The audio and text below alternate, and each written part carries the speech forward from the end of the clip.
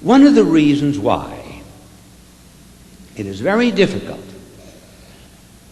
for parents ever to teach you the complete mystery of sex is this. They find it very hard. They can communicate the physical side, that's nothing. But to communicate to you the mystery, the deep, profound love that is involved, that is something that is almost impossible to describe. The poet said, "Would that I could utter the thoughts that arise in me when there was love in his heart."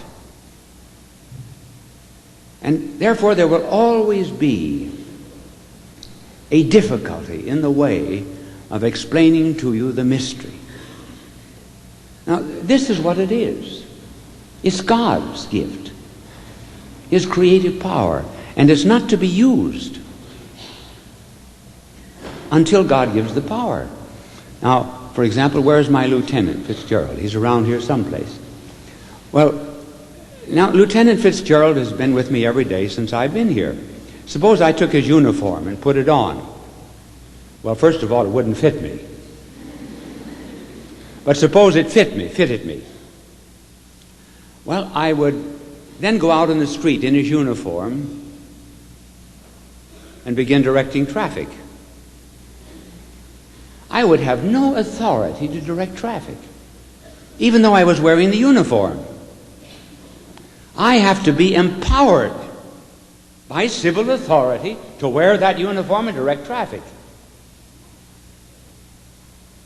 And so you have to be empowered to use this mystery. You cannot use it up and by yourself. We're in school, see, that's change of classes. So I'll change my subject now and give you another idea to keep you interested. The new idea to which we pass is the difference of love in a young man and in a young woman.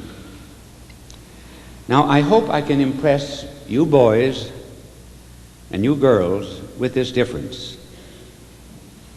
It'll say particularly you girls. There's a world of difference in which a man loves a woman and a woman loves a man. A world of difference.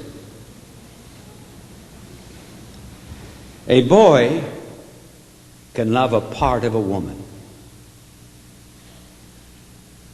A woman can love only the whole man. Now that is why, my dear girls, that the boys will talk about your legs. They can love a part of you. They can love a dimple, but then they have to marry a woman.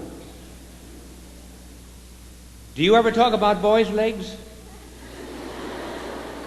Never. You never mention boys' legs. Why? Simply because you're not built that way. The boy's different. That's the reason you got to watch the boys. Don't think they love you simply because they love a part of you. But you girls, you're slow to love. And the boys will say, "Oh, you're cold." You're not cold, you're wise. That's what it is. You can't love until you give yourself totally and completely. So you wait. Therefore, do not rush into marriage. Take your time. Wait and see whether the man is capable of sacrifice or not. And then the man, too, if he spoils you in any way, will not have the same love afterwards as before.